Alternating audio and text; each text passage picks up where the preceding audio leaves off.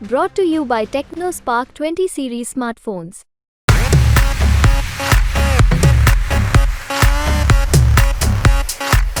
उसको हटाने की, परंतु मनोहर लाल खट्टर जी को पता नहीं राजपूत समाज से क्या तकलीफ है, पता नहीं उनको क्या दिक्कत है, पता नहीं हमसे क्यों इतना चिढ़ते हैं, जलते हैं, जो उन्होंने ये सब इतना प्यार हमको दिखाया। चलो बाई चांस वो सीएम बन गए, मुख्यमंत्री बाई चांस है वो हरियाणा के थे, परंतु एक्सीडेंटल मुख्यमंत्री मैं यही कहूंगा, वो किसी के लाडले हो सकते हैं परंतु हरियाणा की जनता के मुख्यमंत्री कभी नहीं थे वो। अगर वो थोपा हुआ चेहरा था कि जिस प्रकार से भारतीय जनता पार्टी में क्षत्रिय समाज को अपमानित करने की एक मुहिम चल पड़ी है, वो गलत है। एक बार सुन रहा था, वो भाजपा की उम्मीदवार है नवनीत राणा, वो कहती है 15 सेकंड में हम ओबीसी को निपटा देंगे। अरे तुम्हारे खानदान में पहले किसने कितनों को निपटाया भाई? आप लोगों ने गाली देने का रिवाज बना लिया, कोई भी गाली देगा बाद में सॉरी बोल देगा। आ जाओ हमारे समाज के सामने आ जाओ, जो सजा देगा उसको। मेरे पूर्वजों का आपने मंदिर बनाया, परंतु मेरे समाज के किसी व्यक्ति को उस राम के वंश में से किसी एक को उस ट्रस्ट में नहीं लिया। अब तुम नहीं बोलोगे तो हम बोलेंगे साहब। अब चुप रहने की उम्र नहीं है, अब 56 साल की उम्र हो गई। अब हमें इस उम्र में कोई डरने तो वाले तो हम किसी के बाप से भी नहीं। आज आप अपनी इच्छा प्राप्ति के लिए, अपने स्वार्थ पूर्ति के लिए, अपने लोगों को सेट करने के लिए आप एक एक करके सबको खुडे लाइन कर रहे हो, ये गलत है। जैसे कर्म करोगे वैसे फल देगा भगवान। नमस्कार, हरियाणा तक देख रहे हैं आप। मेरे साथ करणी सेना के राष्ट्रीय अध्यक्ष सूरजपाल अम्मू हैं। ये भारतीय जनता पार्टी के प्रदेश प्रवक्ता भी रहे हैं। अभी हाल ही में कल ही इन्होंने भाजपा के तमाम पदों से इस्तीफा दिया है। इस्तीफा जेपी नड्डा को सौंपा गया है। हालांकि अभी इस्तीफा मंजूर हुआ है या नहीं मंजूर हुआ है, इसके ऊपर तो संशय बना हुआ है, लेकिन इस मुद्दे पर हमारे साथ बातचीत करने के लिए करणी सेना के राष्ट्रीय अध्यक्ष सूरजपाल अम्मू हैं। इस्तीफा कंडीशंस में सौंपा गया है। कंडीशंस ये थी कि राजपूतों के साथ मोदी सरकार न्याय नहीं कर रही है, राजपूतों के खिलाफ मोदी सरकार के द्वारा मामले दर्ज किए गए हैं। अब मुझे क्यों ऐसा फैसला लेना पड़ा, वो भी लोकसभा चुनाव के दरमियान? मोदी सरकार के खिलाफ नहीं, मनोहर सरकार की बात कर रहा हूँ। पद्मावत के आंदोलन के समय मनोहर लाल खट्टर जी की सरकार ने सैकड़ों युवाओं के ऊपर हरियाणा के अंदर मुकदमे दर्ज किए। उसके अंदर गुड़गांव भौंसी गांव के नाबालिग बच्चे भी थे, उसे पंचकुला, अंबाला, फरीदाबाद, पलवल और करनाल, कुरुक्षेत्र के भी युवा थे। हमने कई बार, अनेकों बार मनोहर लाल जी से अनुरोध किया कि बच्चों का जीवन खराब हो जाएगा, फर्जी मुकदमे आप लोगों ने दर्ज कर दिए। बच्चे आंदोलन कर रहे थे लोकतांत्रिक तरीके से, उन मुकदमों को वापस लिया जाए। नहीं, उन्होंने सुना हमारी बात, कोई बात नहीं। कैथल के अंदर जो गुजर चौक वाला मसला था, उस पर भी मनोहर लाल जी ने स्वयं राजपूतों के और गुजर समाज के लोगों के बीच में मध्यस्थता की और वहां निर्णय किया गया कि ना तो राजपूत समाज का नाम लगेगा वहां पे, ना गुजर समाज का लगेगा। वहां पर चौक लिखा जाएगा, कोई बात नहीं, महापुरुष किसी भी एक जाति का नहीं होता। उस पर भी मनोहर लाल जी स्वयं बैठे थे और मनोहर लाल जी की बात को दूसरे पक्ष ने नहीं माना। और वहां पर भी हमारे लड़कों के जब आंदोलन किया, उनके ऊपर लाठीचार्ज हुआ, उनको मारा पीटा, उनको जेल के अंदर डाला गया, उनको मुकदमे दर्ज किए गए। हमने कहा ये मुकदमे भी गलत हैं, उनको भी इन्होंने वापस नहीं लिया। इसी प्रकार से गुड़गांव की राजपूत वाटिका की जमीन है जो दिल्ली रोड के ऊपर है। देश की आजादी से पहले और देश की आजादी के बाद से अब तक किसी सरकार ने भी सेक्शन 4 और 6 के चौटाला साहब की सरकार के अंदर उस समय नोटिस दिए गए थे, परंतु 4 और 6 के बाद सेक्शन का एक टाइम होता है, इस सेक्शन में इतने सालों तक टाइम नहीं होता, तो सेक्शन रद्द हो जाता है। कोर्ट केस में चल रहा था, परंतु मनोहर लाल खट्टर जी स्वयं एक दिन जाते हैं, राजपूत वाटिका की विजिट करते हैं भाजपा के कुछ राजपूत नेताओं के साथ, और वहां जाकर पता नहीं क्या होता है, और वाटिका से बाहर आने के बाद दूसरे दिन सेक्शन 9 के नोटिस जारी हो जाते हैं और भूमि को अधिकृत कर लिया जाता है और वो कहते हैं कि अपना मुआवजा उठाओ। अरे भाई, हमारी जमीन है, राजपूत समाज की जमीन है, वहां पर सैकड़ों वर्षों से हम लोग वहां पर समाज के वहां एक स्कूल चलता है अंग्रेजों के जमाने का। उस समय उन्होंने भी हिमाकत नहीं की उसको हटाने की, परंतु मनोहर लाल खट्टर जी को पता नहीं राजपूत समाज से क्या तकलीफ है, पता नहीं उनको क्या दिक्कत है, पता नहीं हमसे क्यों इतना चिढ़ते हैं, जलते हैं, जो उन्होंने ये सब इतना प्यार हमको दिखाया। पहली बात तो मेरी कम से कम शिकायत जो है और मेरे समाज की जो शिकायतें हैं वो ये इनसे हैं, जिनको भारतीय जनता पार्टी में चमचागिरी चापलूसी करनी हो करें, परंतु मेरे जैसे कार्यकर्ता जो 34 वर्षों से भारतीय जनता पार्टी के भिन्न भिन्न पदों पर रहा, मैं तो नरेंद्र भाई मोदी जब प्रभारी थे रहने को उनके नीचे भी काम किया है, प्रभारी तो उनसे बहुत कुछ सीखा है। मनोहर लाल खट्टर तो मेरे जूनियर हैं। चलो बाई चांस वो सीएम बन गए, मुख्यमंत्री बाई चांस है, वो हरियाणा के थे, परंतु एक्सीडेंटल मुख्यमंत्री मैं यही कहूंगा, वो किसी के लाडले हो सकते हैं, परंतु हरियाणा की जनता के मुख्यमंत्री कभी नहीं थे वो। अगर वो थोपा हुआ चेहरा था तो हम लोगों ने वो भी बर्दाश्त किया, कोई बात नहीं। आपने ना जाने हमारे ऊपर कितने जुल्म किए, हम बर्दाश्त करते रह गए। अब हमारे मान और सम्मान की लड़ाई है। पुरुषोत्तम रूपाला में राजकोट से जो उम्मीदवार है भारतीय जनता पार्टी के, केंद्रीय मंत्री भी रह चुके हैं, मेरे बहुत निकट के व्यक्ति हैं। पता नहीं उनकी बुद्धि कैसे भ्रष्ट हुई, उन्होंने राजपूत समाज की बहन बेटियों के लिए अभद्र टिप्पणी की, वीरांगनाओं के लिए।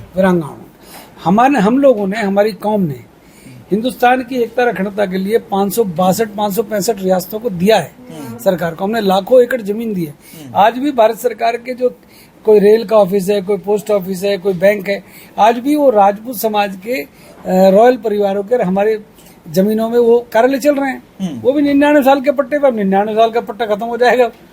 1947 के बाद इन्होंने लीज पे ली थी, क्या वो जमीन हमारी वापस कर दोगे आप? हम लोगों ने जो त्याग किया, हम लोगों ने जो मुगलों से लड़ाई लड़ी, हम लोगों ने बाबर से लड़ी, हुमायूं से लड़ी, अकबर से लड़ी, शाहजहां से लड़ी, जहांगीर से लड़ी और औरंगजेब को निपटाया। लेकिन खिलाफ लड़ी ना, लेकिन सरकार का हिस्सा है, अहम हिस्सा सूरजपाल अम्मू रहा है, 10 साल प्रवक्ता रहा है, और अब ऐसी क्या खास बात, ऐसी क्या नाराजगी हो गई कि मुख्यमंत्री के खिलाफ लड़ाई, ये जंग का ऐलान कर दिया आपने? पूर्व मुख्यमंत्री हैं बेचारे पूर्व मुख्यमंत्री हैं, उनके खिलाफ कौन अभियान चलाएगा? परंतु मेरे को इतना पता है कि जिस प्रकार से भारतीय जनता पार्टी में क्षत्रिय समाज को अपमानित करने की एक मुहिम चल पड़ी है, वो गलत है। सिर्फ क्षत्रिय समाज के लिए? हाँ, मैं स्पष्ट तौर पे कह रहा हूँ, देश के किसी बड़े नेता ने, मैं नरेंद्र भाई मोदी का फैन हूँ, उनका पार्टी का इतने साल कार्यकर्ता रहा हूँ, तो उनसे एक अटैचमेंट भी है। मैं अमित भाई शाह का बहुत पार्टी का कार्यकर्ता रहा हूँ इतने सालों, तो मेरा उनसे भी एक अटैचमेंट है। जेपी नड्डा, मैंने उनके साथ अखिल भारतीय विद्यार्थी परिषद में 1985 से लेकर 1987 तक विनोद तावड़े, ओम प्रकाश धनखड़, जेपी नड्डा और मिसेज नड्डा के, मल्लिका नड्डा जी के साथ उनसे सीखा है। अखिल भारतीय विद्यार्थी परिषद में, युवा मोर्चा में सीखा है। जो लोग मेरे मार्गदर्शक रहे हैं, आज उनमें से कोई एक बोलने को तैयार नहीं है, फिर मैं चुप रहूंगा, ये गलतफहमी किसी को नहीं रहनी चाहिए। मेरे समाज, यानी मनोहर सरकार के साथ जो भी रहा पूर्व में मंत्री रहे, वो भी आपके साथ नहीं है। मोदी सरकार में जिन लोगों के आपने नाम गिनवाए, वो भी बोलने को तैयार नहीं है, राजपूतों के पक्ष की बात नहीं कर रहा है कोई। मैं एक बात और कहता हूँ नीरज, भारतीय जनता पार्टी का कोर वोटर राजपूत समाज है, क्षत्रिय समाज है। हमारी 98% वोट राजपूतों की भारतीय जनता पार्टी के कमल के फूल पर लगती आ रही है, रात से नहीं, वाजपेयी जी और अडवाणी जी के समय से लगती आ रही है, और अब ऑलमोस्ट लगती है। जब हम आपको वोट भी देते हैं, आपकी सपोर्ट भी करते हैं, आपकी बात भी रखते हैं, तो फिर हमें अपमानित क्यों कर रहे हो? फिर वो लोग, मैंने 47 वर्ष पहले या 10 वर्ष की आयु में खाकी निक्कर पहना, अब तो पैंट हो गई है वो खाकी निक्कर भी। जब निक्कर पैंट हो सकती है, हम वहीं के वहीं स्वयंसेवक हैं। भाई तुम्हारी विचारधारा मुझे नहीं पता कितनी हिंदूवादी है, परंतु सूरजपाल अम्मू ने तो जितनी बड़ी बड़ी बातें उठाई है, आवाज उठाई है, राष्ट्र हित में उठाई है, समाज के विरोधी या देश के विरोधी लोगों के खिलाफ उठाई है। परंतु आज कोई भी आता है, एक बात सुन रहा था, वो भाजपा की उम्मीदवार है नवनीत राणा, वो कहती है 15 सेकंड में हम ओबीसी को निपटा देंगे। अरे तुम्हारे खानदान में पहले किसने कितनों को निपटाया भाई? आप सरेआम धमकियां देते हैं। अगर यही धमकी सूरजपाल अम्मू ने दी होती तो मुकदमे दर्ज हो जाते। आज मेरा कोई ओबीसी से व्यक्तिगत लड़ाई नहीं है, ना हमारा वैचारिक लेकिन आज तो ओवैसी के पक्ष में बयान दे रहा है सूरजपाल अम्मू। ओवैसी इस देश का संसद में सांसद रहा, सम्मानित सांसद रहा, इस देश का नागरिक है। क्या हिंदुस्तान के 15 करोड़ मुसलमानों को आप एक और नया हिंदुस्तान बनाने की ताकत रखते हो क्या? ये जो टीवी पे आके बोलते हैं, मैं देखता हूँ वो बड़े बड़े संगठन, हिंदू संगठनों के नेता, अरे पेंटे ढीली हो जाती है साहब। जब लड़ाई की बात होगी, जब युद्ध की बात होगी, तो हमने तो युद्ध लड़े, हमारे खून में युद्ध है। अच्छा, मुझे मुद्दे पर आते हैं ना, कि इस्तीफे से पहले बहुत सारी ऐसी चीजें, कोशिशें होती हैं अपनी बातें पहुंचाने की, नायब सिंह सैनी तक पहुंचाने की, पीएम मोदी तक पहुंचाने की, अमित शाह तक पहुंचाने की, जेपी नड्डा तक पहुंचाने की, या फिर और जो भारतीय जनता पार्टी का बड़ा संगठन है, मजबूत संगठन है, उन संगठन के नेताओं तक पहुंचाने की, कार्यकर्ताओं तक पहुंचाने की, किसी ने नहीं सुनी सूरजपाल अम्मू की। मुझे इतना पता है कि 3 लाख से अधिक लोग राजकोट के अंदर इकट्ठे हुए। वहां पर करनी सेना ने, श्री राष्ट्रीय राजपूत करनी सेना ने, सब लोगों ने अपनी बात रखी। गुजरात के लाखों क्षत्रिय जो भाजपा के कोर वोटर हैं, उन्होंने कहा कि रूपाला जी की टिकट को काटा जाए, नया कैंडिडेट दे दो। हमने नहीं कहा हम भाजपा को वोट नहीं देंगे, हमारे नेताओं ने, परंतु हमारी बात किसी ने सुनी नहीं। रूपाला जी ने वोटिंग होने के बावजूद कल फिर माफी मांगी है कि बापड़ी हो तो माफ कर दो, मैंने गलती होगी मारते। तो माफ कर दिया क्या क्षत्रिय समाज ने? छत्री मतलब आप गाली दोगे हम माफ कर देंगे, हमें कोई आपकी वोटों की जरूरत थोड़ी नहीं है, हमने कोई पॉलिटिकल पार्टी बना रखी है क्या? हम तो सामाजिक लोग हैं, हम तो आंदोलनकारी हैं। आप लोगों ने गाली देने का रिवाज बना लिया, कोई भी गाली देगा बाद में सॉरी बोल देगा। आ जाओ हमारे समाज के सामने आ जाओ, जो सजा देगा उसको भुगत लो। अच्छा, मुझे क्या लगता है कि जो माफी मांगी गई है, 6 चरण के चुनाव हैं, 6 चरणों के चुनाव में 2-3 चरण के चुनाव में भाजपा की हालत पतली बताई जा रही है। मुझे इसका अंदेशा नहीं है, ये तो आप ज्यादा स्पष्ट करेंगे इसको। क्या 2-3 चरणों के चुनाव में राजपूतों के गुस्से का सामना करना पड़ा है मोदी सरकार को? नीरज जी, मैं एक बात बहुत भारी मन से कह रहा हूँ, दिल से कह रहा हूँ। मैं भारतीय जनता पार्टी का पदाधिकारी रहा हूँ, इतने वर्षों से जुड़ा रहा हूँ। कम से कम मेरे जैसा व्यक्ति भाजपा का विरोध नहीं करेगा और किसी राजनीतिक दल का समर्थन भी नहीं करेगा। मेरे दिल से पूछिएगा, जब मेरे 10,000 राजपूतों ने कल ये पूछा कि पहले समाज है या राजनीतिक दल है, मैंने उनसे ये की बात कही, अम्बाला के बराड़ा के अंदर जो वहाँ पे बहुत बड़ी महाराणा प्रताप जयंती की रैली थी, कि मेरे लिए पहले है मेरा हिंदुस्तान, उसके बाद है मेरी कौम जहाँ पर मैंने जन्म लिया। मेरी रगों में क्षत्रियों का खून है, राजपूतों का खून है। मेरे को अगर आपके लिए जान भी देनी पड़ी तो दूंगा, पहले मैं देश के लिए जान दूंगा, फिर मैं अपनी कौम के लिए। मैं राजनीतिक दल वगैरह तो कोई, मुझे इलेक्शन लड़ना नहीं, वोट मुझे चाहिए नहीं, और मुझे कुछ आज तक मैंने किसी से कुछ मांगा नहीं। जो भी मेरे पास ओलंपिक है, फुटबॉल वगैरह है, ये भी मैंने चुनाव लड़के जीत के आए। ये कोई पॉलिटिकल पोस्ट नहीं है, क्योंकि मनोहर लाल जी ने तो हमसे पता नहीं कौन सी खुंदक निकाली है। हमें तो आज तक, मैं 9.5 साल के अंदर मैं चंडीगढ़ नहीं गया नीरज, हमने कोई सरकारी दफ्तर और गेस्ट हाउस नहीं देखे। हम लोगों ने अपनी मेहनत से जो आज कुछ बनाया है, नाम आप लोगों के आशीर्वाद से बना लिया। आज हम अपनी बात रखते हैं तो आपका चैनल दिखाता है हमको। हम लोग भाजपा के विरोध में नहीं जा रहे, हम लोग तो जो भाजपा को अपमानित करने का काम कर रहे हैं जो लोग, और जो हिंदू संगठनों के ठेकेदार बन रहे हैं। आज राम मंदिर आपने बनाया, थैंक यू, अयोध्या के अंदर बड़ा भव्य मंदिर बन गया, परंतु मैं एक बात पूछना चाहता हूँ, उस मंदिर की जो ट्रस्ट है, राम मंदिर ट्रस्ट जो है, उस ट्रस्ट के अंदर जो राम, जो मेरे पूर्वज थे, जिनका मैं वंशज हूँ, क्या मेरे वंश के जो राम, जो मेरा मंदिर भी आप देखिएगा सामने, वो राम मंदिर मेरे घर में जितना बड़ा मुझे नहीं लगता भाजपा के किसी कार्यकर्ता के घर में होगा। मेरे पूर्वजों का आपने मंदिर बनाया, परंतु मेरे समाज के किसी व्यक्ति को, उस राम के वंश में से किसी एक को उस ट्रस्ट में नहीं लिया। आपने सबको बाहर निकाल के खड़ा कर दिया। बल्कि मैं तो एक बात कहूंगा, मुख्यमंत्री योगी जी भी क्षत्रिय समाज के हैं, मैं तो उनसे भी कहूंगा, ठाकुर साहब बोलना तो पड़ेगा। अब तुम नहीं बोलोगे तो हम बोलेंगे साहब। अब चुप रहने की उम्र नहीं है, अब 56 साल की उम्र हो गई। अब हमें इस उम्र में कोई डरने तो वाले तो हम किसी के बाप से भी नहीं। अब मुझे लगता है कि तो हमारे समाज के साथ गलत हुआ है, हमारे समाज को अपमानित किया जा रहा है। हमारे समाज का जो प्रतिनिधित्व है भारतीय जनता पार्टी के अंदर, वो कम किया गया है। चाहे वो जनरल वीके सिंह की टिकट हो या अन्य राजपूत समाज के बड़े नेताओं की टिकट, उनको दरकिनार करके उनको काटा गया उनकी टिकट को। क्यों? आखिरी सवाल ये कि क्या लगता है कि पूर्व मुख्यमंत्री के द्वारा धीरे धीरे तमाम जो पुराने नेता हैं उनको साइडलाइन किया जा रहा है? Ramvilas Sharma sideline, captain Abhimanyu sideline, OP Dhankhar sideline, अब अनिल विज साइडलाइन और अब सूरजपाल अम्मू साइडलाइन। क्या लगता है कि ये प्रथा चल पड़ी है कि नए लोगों को, कांग्रेसी जो हैं उनको पार्टी में लाओ, उन्हीं के सहारे सत्ता की सीढ़ियां चढ़ते जाओ, पुराने कार्यकर्ताओं की जरूरत नहीं है भारतीय जनता पार्टी को?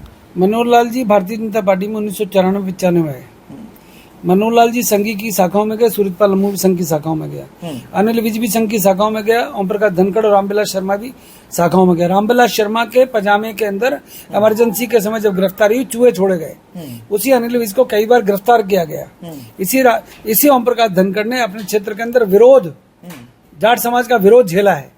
आज आप अपनी इच्छा प्राप्ति के लिए, अपने स्वार्थ पूर्ति के लिए, अपने लोगों को सट करने के लिए आप एक एक करके सबको खुडे लाइन कर रहे हो, ये गलत है। जैसे कर्म करोगे वैसे फल देगा भगवान, ऐसा है। भारतीय जनता पार्टी का मैं बहुत धन्यवाद करता हूं कि उन्होंने मुझे बहुत कुछ सिखाया। इस्तीफा एक्सेप्ट हो गया क्या आपका? मैं आपसे क्या करूं, मेरा काम इस्तीफा देने का था, एक्सेप्ट करना नहीं करना वो जाने। परंतु मैं समझता हूं भारतीय जनता पार्टी में जो तानाशाही हरियाणा के अंदर और कई जगहों पर हो रही है, वो तानाशाही लोकतंत्र के अंदर डेमोक्रेसी किसी को भाती नहीं है, ना कोई बर्दाश्त करता है। कम से कम उस व्यक्ति की तो नहीं करता जो अपने आप को कहता है कि मैं ईमानदार हूं, और कहानी सबको पता है क्या है। मेरे को अब मेरे समाज ने पुकारा है, मैं समाज के बीच में जा चुका हूँ, पूरे हरियाणा में घूमूंगा, पूरे हिंदुस्तान में घूमूंगा, और जो तानाशाह है, जो अपना आपको कहते हैं कि मैं बीजेपी का ठेकेदार, उनको उनका ताकत का एहसास जरूर कराएंगे हम लोग। हम ताकतवर हैं, जनता ताकतवर है, वो एक व्यक्ति ताकतवर है। ठीक है। तो ये हमारे साथ करणी सेना के राष्ट्रीय अध्यक्ष और भारतीय जनता पार्टी के प्रदेश प्रवक्ता सूरजपाल अम्मू जी थे, जिनका कहना है कि जैसे कर्म करेगा वैसे फल देगा भगवान, बोलो सीताराम सीताराम सीताराम। कैमरामैन जितेंद्र शर्मा के साथ नीरज वशिष्ठ, गुरुग्राम, हरियाणा तक।